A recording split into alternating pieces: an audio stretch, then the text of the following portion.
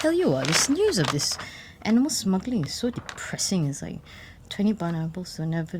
Oh my god, they killed the porcupine.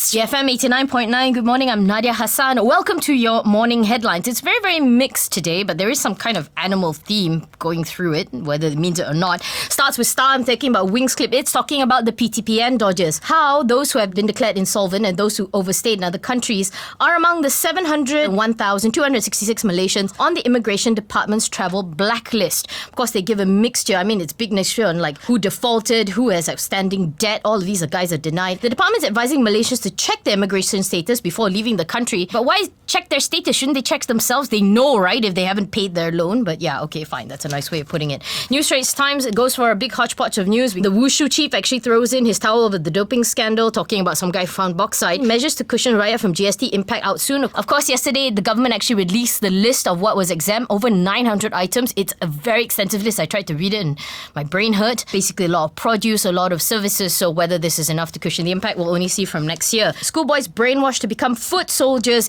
is the theme that Malay Mail continues on about. Of course, this is all about the recruitment of kids, at least child soldiers. Of course, the use of children as foot soldiers is not something new, but doesn't mean it's any less depressing when you print it out. What are people actually doing about it? I mean, it's gone beyond just a cause now. I mean, who wants 14-year-olds to fight an adult's war, essentially? And of course, you have this really huge, cute, wide-eyed picture of this barn owl. What happened was, Selangor Department of Wildlife and National Parks rescued 30 protected species. This included 20 barn owls, and they've arrested two brothers who sold exotic animals through Facebook. Seriously, these guys plied their open trade through Facebook. I mean, it's such a terrible thing. They were found in such cramped quarters. They found so many of them, and one of them, a Malayan porcupine, actually died. Wildlife trade, why would you buy it? What, to make your soup, to make your earrings, just to show you're a big man? Seriously, if you need an owl to do that, there's something wrong with you, and you know what? Eeyore touches you.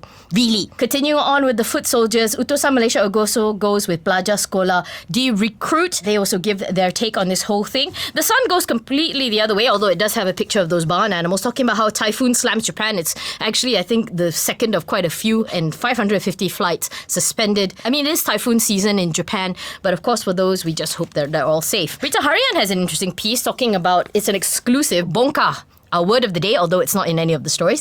Bongkar means expose.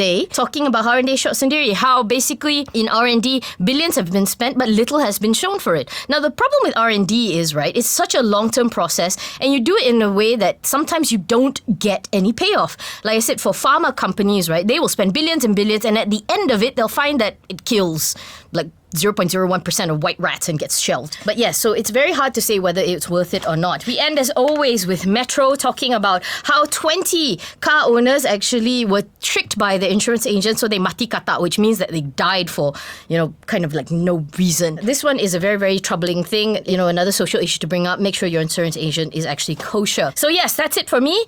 I'm Nadia Hassan, and this has been your morning headlines on BFM 89.9. See you next week. What do you mean there's no more show next week? It's the last episode. But what is you're going to judge? Yes, I mean, all jokes aside, this is the last episode of Morning Headlines in this current series. We are taking a little short break, but we are going to come back. We'll keep you updated on when exactly we're going to come back. We're going to be a better show. In the meantime, though, if you want to have your fix, please check out the other stuff in our series. We have Sekilas, we have Kupas, and we, of course, have 89.9 seconds where I get slammed for defending Ben Affleck's Argo. But yeah, you need to know the full story. You need to watch that. We've done over 300 videos of these. Thank you so much for all your support. Whether you loved us or loathed us, please leave it in the comments below. Thank you so much all for tuning in, and thanks so much all for listening. I'm Nadia Hassan. Until I see you very, very soon. Bye-bye.